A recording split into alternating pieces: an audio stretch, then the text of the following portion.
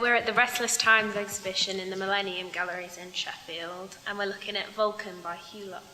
What I like about this piece is how different it is compared to the rest of the exhibition.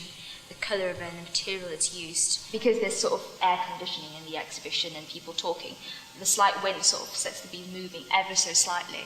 And with the light shine on it, the beads sparkle very subtly. I really like how the piece isn't confined to the conscribed area that it's been hung on. It sort of cascades out of that. You've got that mechanical element in the pictures, but it also comes through with the colours and just makes it feel like really powerful. I find it quite refreshing.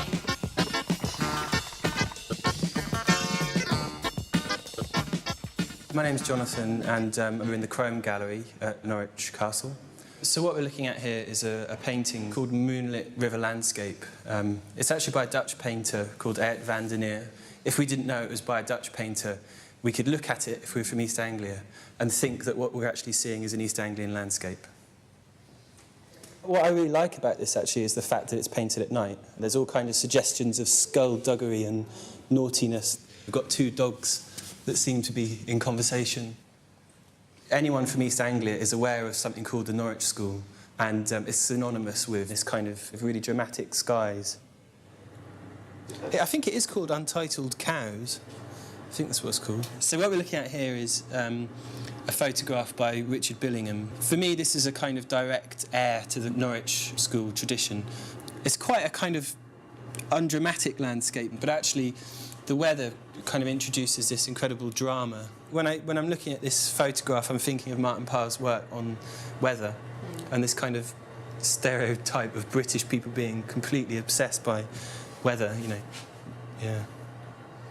So this is a really interesting picture.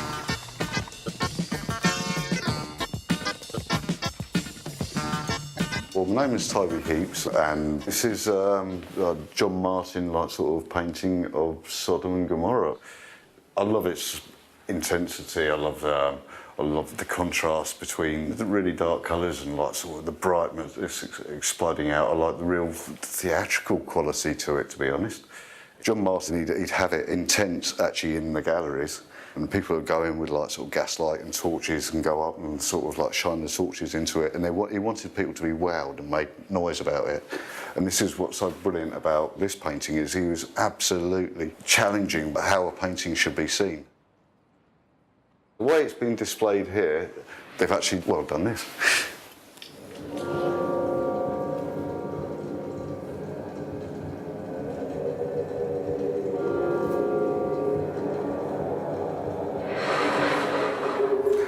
I think John Martin himself would have made it quite a bit louder with more explosions. You can talk about the end of the world and how it fits into global warming and it's not just an artist of his own time. He still gives us things to think about today.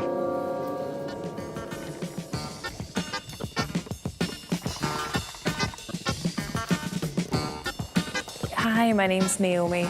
We're in the Tate Britain in London, and we're looking at Alison Wilding's sculpture called Airing Light. I love that it's got a real physical presence about it. It's got a monumentality, and it asks the viewer to kind of move around the sculpture to fully understand it, because from one angle you can never get a full picture of what it's doing.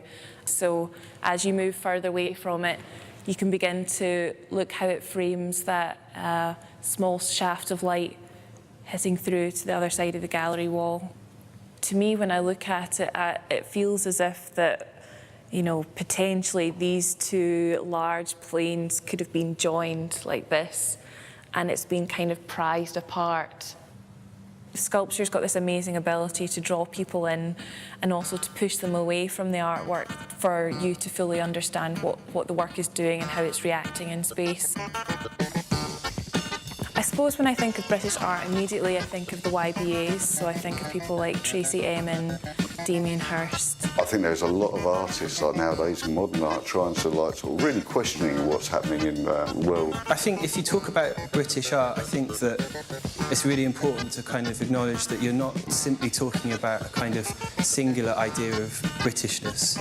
It encompasses the kind of diversity and multiculturalism that is in Britain at the moment.